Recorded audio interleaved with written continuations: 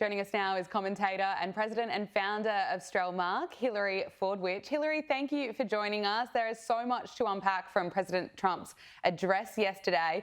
I love it how he made the chamber burst into laughter when he just highlighted some of the Doge waste. Let's take a look.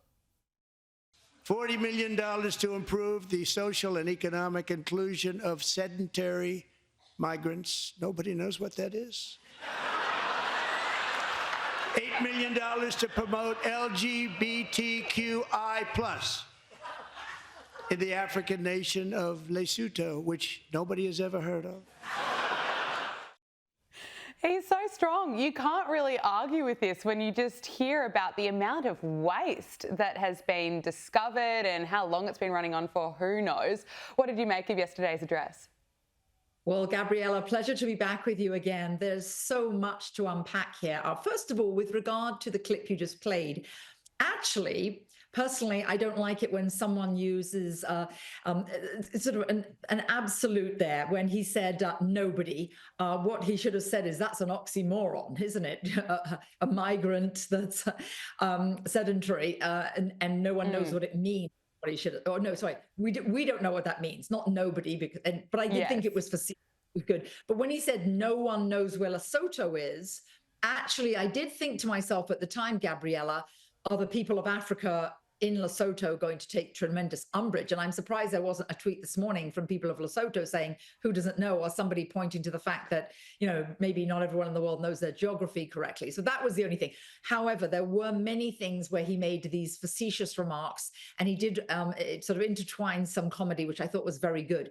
Some other things that really stood out to me, Gabriella, as the cameras panned across the Democrats versus the Republicans, you saw in your there the congresswomen wearing pink, and yet they all voted against the bill that was from Laken Riley, actually, that was to protect girls in female sports. And actually, I've met now Peyton, the young lady, where the male volleyball transgender who chose to want to be in a female sport, he smashed the volleyball so hard that it caused her brain damage.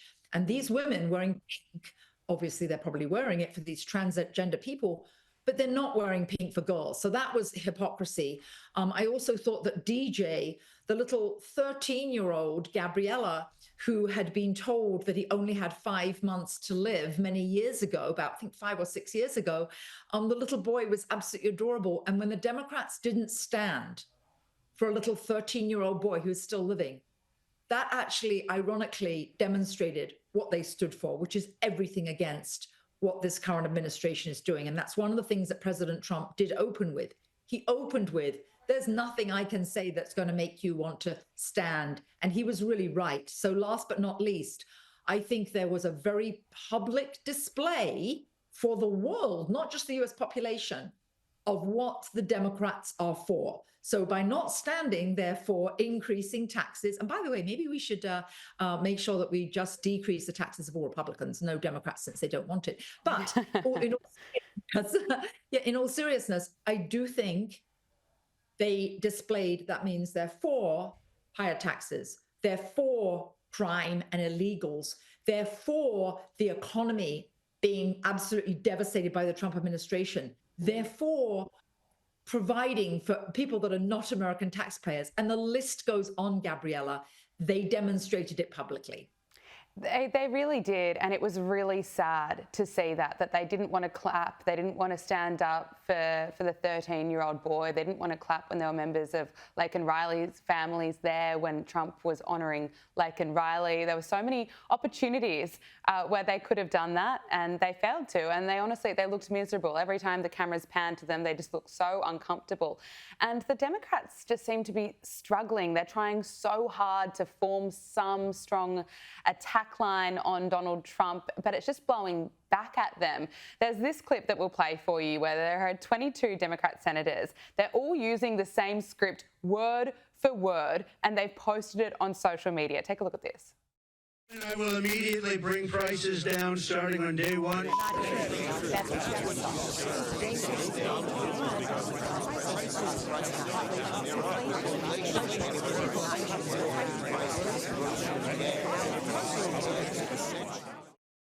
Oh, it's so chaotic, but it just reminds me of the vision we used to see throughout the election campaign, where we'd see Kamala Harris repeating the same old lines at her speeches, and then they would get clipped up together and put on social media, and it really weakened the message. I think the Democrats are just really failing at getting whatever message they're trying to send across successfully.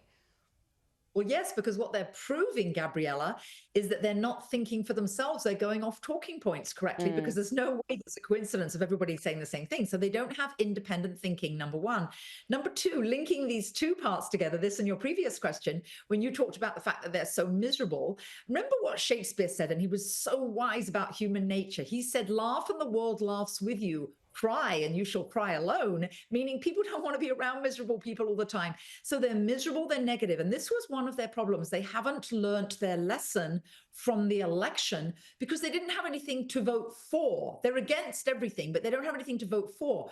They never were honest. They didn't say, we are standing for illegals coming in and that you, the American taxpayer, even minorities and even poorer people, out of the taxes you pay, you are going to provide free housing, free meals, $5,000 on a debit card, and free healthcare to these illegals. So that number one, they were dishonest, but number two, they really have not got a positive message because they dare not say what they really were for, and it's all coming out now.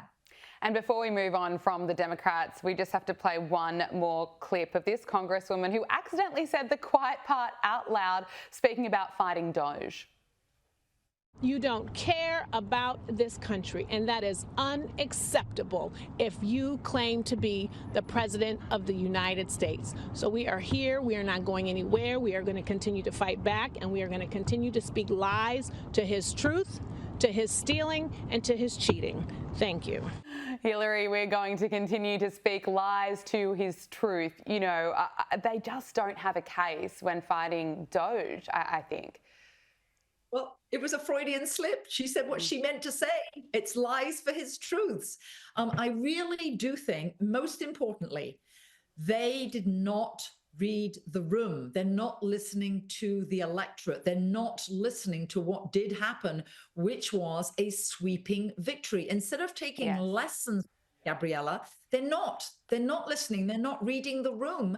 And they're continuing actually to, well, there's that expression, dig your own grave. They're continuing to dig themselves in a hole.